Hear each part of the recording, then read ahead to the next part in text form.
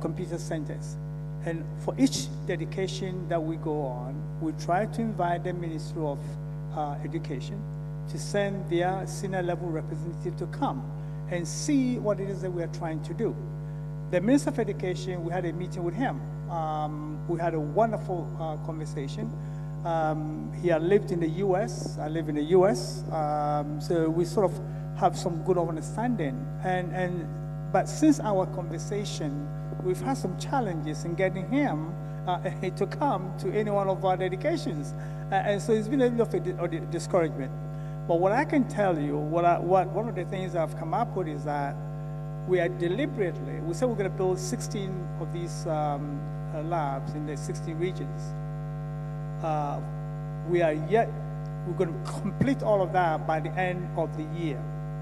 But what I have said is that we're going to hold one, deliberately hold one, because we know this year is an election year, okay? There's a new government that is coming to power, whether it's going to be a continuation of the MPP or whatever. There's a new government coming to power, and have deliberately said, let's hold off on one of the last lab so that we can use that as a demonstration to the new government that is coming to power. Whoever they are, we are going to try right from the beginning to convince them of the propriety of what we're trying to do, so that they will send a senior level representative, either the vice president or the minister of education, whoever, to come and see what it is that we're doing, so that they can be encouraged to help us scale it up. So that's the link, that's the missing link that we've had in all the things that we've done so far. And it's been a little bit of a disappointment and a little bit of a challenge for us, because we have spent all the labs that we built is from our own resources.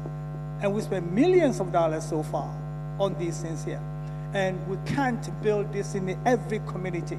And we know that if you have seen one of these labs here, and I will encourage you perhaps to attend one of our coming dedications, it is a tremendous tool for education, not just IT education. By the way, our boss in her speech yesterday said, anybody that is thinking about specializing in IT, they got a problem, because IT changes so much. Our lab is to help educate the cell. Our lab is to help in the education of the entire brain, not just as an IT specialist, but the entire body. There's a quote from Shakespeare that says, our body is a garden, and our soul, our will, is the gardener. Let me repeat that. Our bodies are the gardens, and our wills are the gardeners. That is to say that we have the will to educate ourselves, to make good of ourselves, to change ourselves. Because as a gardener, if you put your effort into your garden, you do what? You come up with tremendous and good produce. And that's what we're trying to do, to educate the children to become good citizens, educated citizens, not just IT specialists. And Nana, we didn't invite you to put you on the spot. We invited you here as a now partner with us, and a way to actually expand on that partnership. So I'll come back to you and to answer the question that I asked. All right, it's a great question. And at the ministry, of course, by extension, SENDLOS, like I already reiterated, we are in charge of anything ICT initiations at the ministry. I had a discussion with the Honorable Minister for Education, Honorable Dr. Yamoransa. That was 2 years ago. And we could see, when you look at the Ghanaian ecosystem when it comes to EdTech, there are some sort of projects going on, but you could see that it was in sort of fragmentation or sporadic.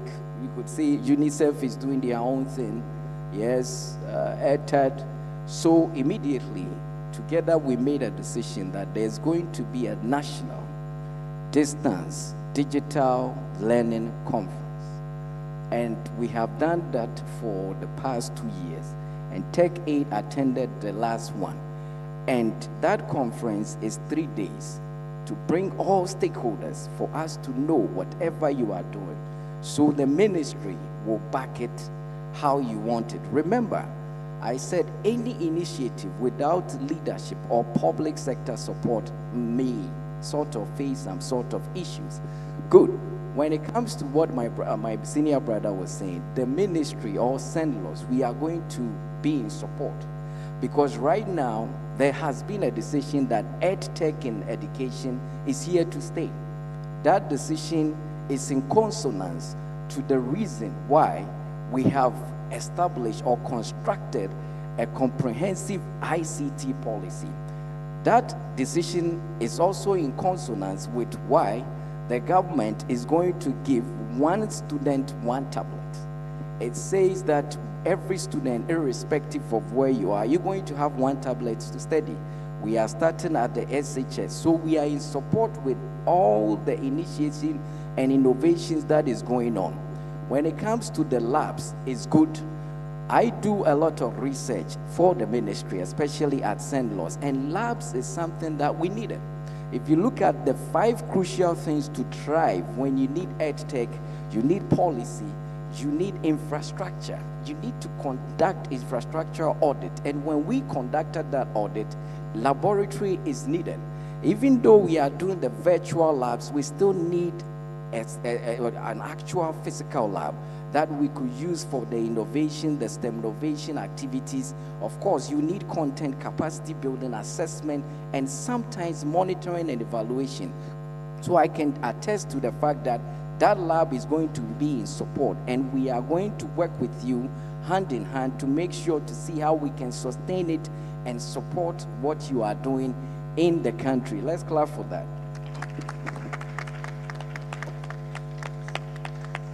So I know my minister is very proactive, and he is looking to see how we can collaborate, especially when it comes to EdTech.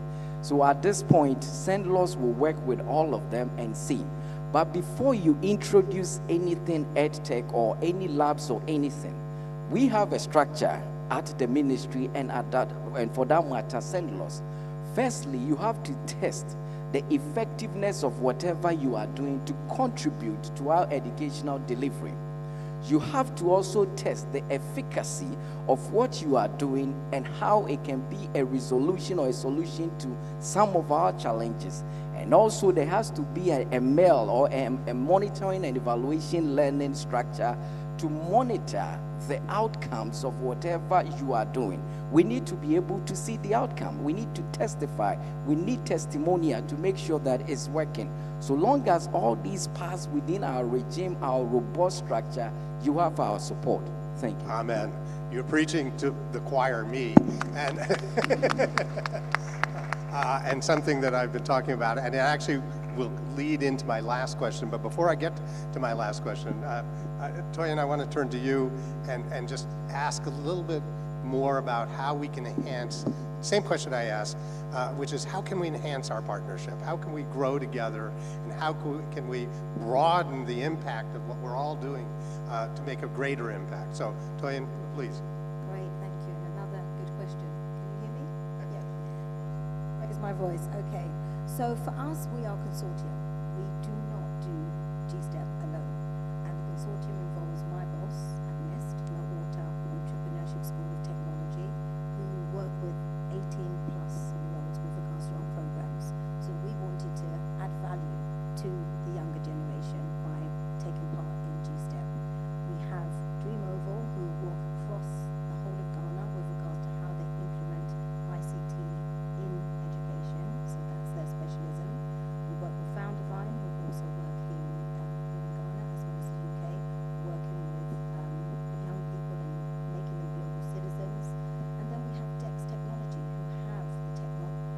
I love the fact that you've got the iBox, and I love the fact that you have the model, the Asanka model. Those are things that have come from Ghana, and those are things that have been made and developed from here. What we as contributing partners, we all add value to what we're doing. We've had a lot of interaction with the STEM coordinators in the different regions that we work in.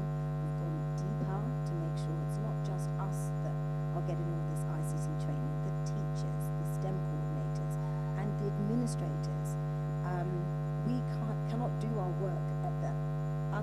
if we're not having it done round.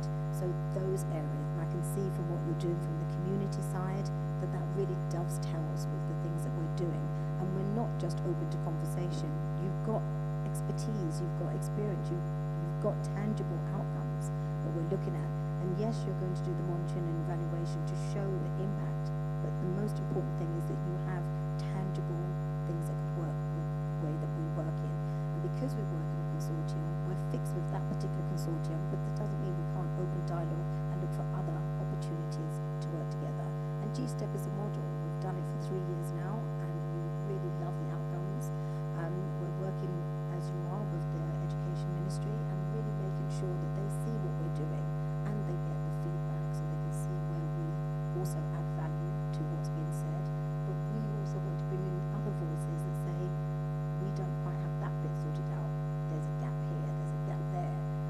We've all got our gaps. Let's close those gaps and join the dots and do a lot more. Thank you. So I'm sensitive to the fact that Kafui, the other Kafui, has threatened to drag me off the stage at some point. So before he does that, I have a final question, and it really stems from the conversation you and I had over lunch yesterday, and your very generous offer to work with us. But as we watched the students participate in the competitions yesterday, and their knowledge is extraordinary, it exceeds mine, and I realize how far I've been left behind. And again this morning, when we saw the exhibitions that the students have prepared, I'm sure you all agree that both have been extraordinarily impressive.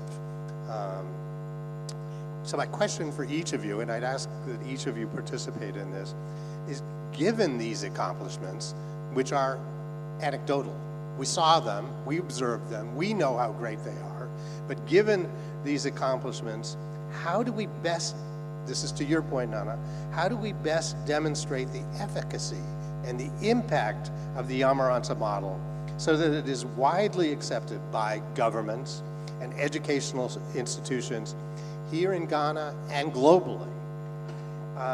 As you heard, this is at the core of Vision 2025, and Jafet spoke about holding off until 2025. And it is no accident that the UN theme this year is the Summit for the Future. So we're looking to the future. How do we demonstrate this efficacy, the accomplishments that we have, and then share it globally? Because it's my intent that we be represented at the Summit for the Future, and that we can demonstrate and show the participants that this is the path into the future. So I'll start with you because we had the conversation yesterday over lunch and you already have answers for us, and then we'll go around to the rest of the panelists. Thank you. And again, what I've said is having tangible outcomes and tangible fruits. So what do you bring to the table? What is it that you actually have that will be replicable? What do you have that can fill a hole for someone else's gap so that you actually play your role? So this what you can actually do with that. It's got so many different components. It can be used in so many different industries, across so many different areas. So education is where you started, but that does not mean to be where you end. So you can start with education and then go deeper into the different areas of education that you can be part of.